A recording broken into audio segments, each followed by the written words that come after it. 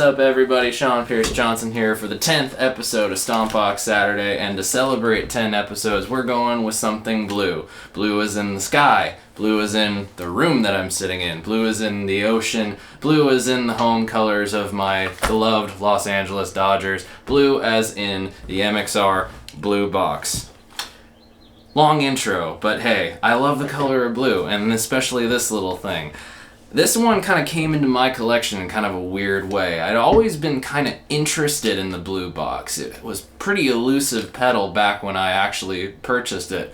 It was one of the original 4 pedals released by MXR back in the 70s, but has always kind of been slightly pushed off to the side because, well, quite frankly, it's really hard to find a use for this pedal. I mean, you heard it at the top of the video. This thing's pretty crazy sounding. But it has found a way to creep its into popular music. This, of course, is the pedal that Jimmy Page famously used on the Led Zeppelin song Fool in the Rain during the guitar solo, and it produces that gnarly fuzz octave down tone that you heard at the top of the video. Of course, other guys have used it over the years. And me, I just so happen to be able to wheeze my way into one for a grand total of $60. Hard to pass up a good deal when it comes to pedals, and so the thing sits in my collection and has been used sparingly, I'll admit, over the years, but nonetheless it remains a favorite. So let's check it out. It's a pretty dirt simple pedal to use, like most of the MXR line is. 2 knobs, one for output and one for the blend between your fuzz signal and then your octave fuzz signal. Turning it full clockwise will give you a really nice, smooth, and depending upon what you put into it, nice crunchy fuzz tone, and then turning it counterclockwise will give you just a full-on low octave drone that can make anything below maybe the 5th string sound like complete sludge. So why don't we check that out a little bit. This is the clean tone that I got going on my amp right now.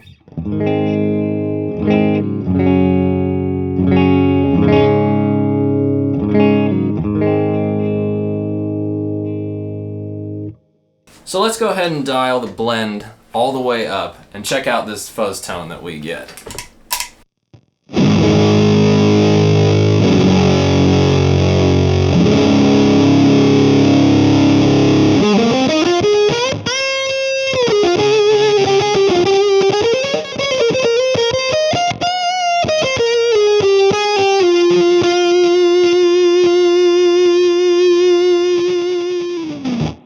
As you can see, it kind of decays off in this sort of bit crushy kind of fashion, which I really like. Of course, we can go the polar opposite and we can get just the low octave. So let's check that out.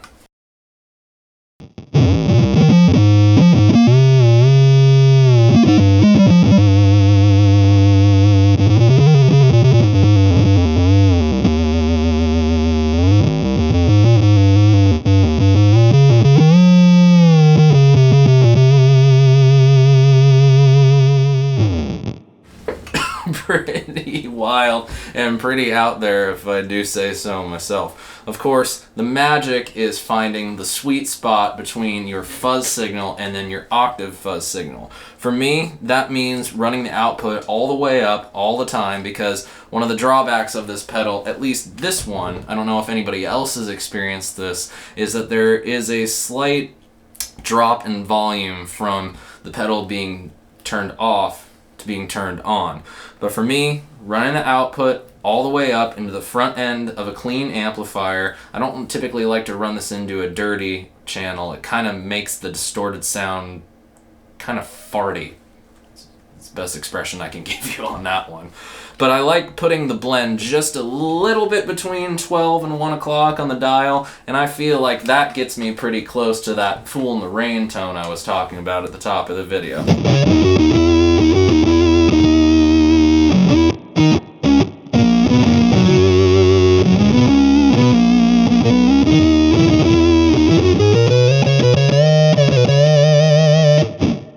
And the cool thing about this pedal is, as low as the octave shifting is, you get a really nice tracking of the pitches. I mean, I've played some pretty fast runs throughout the course of this video, and the pedal is kept up. Of course, like most octave effects, pitch shifting effects, and especially when it comes to octave fuzzes, sounds best when you're using either your middle position or your neck pickup. So this being the neck pickup, just gonna do a little bit of playing right here for you.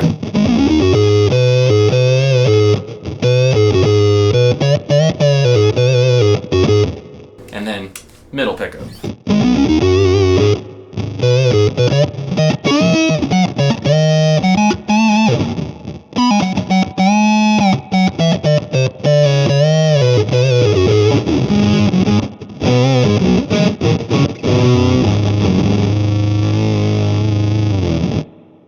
As you can see, the pitches just go crazy after a while. So you have to be careful as to how you use it. You have to be careful as to where you use it. It's not a pedal for everybody, I'll be the first to admit. But sometimes the pedals that aren't the best for everybody tend to lead to some of the most magical moments in music. And that's what it's all about with these stomp boxes. It's about making music. Because at the end of the day, we can play all we want. But if these things aren't going to inspire us to create and inspire us to make music, what good are they? So that's the MXR Blue Box. Hope you guys enjoyed episode 10. There's many more to come. Thank you to all of you who have watched the first group of videos, and I will see you guys next week for another Stompbox Saturday. And until then, cheers.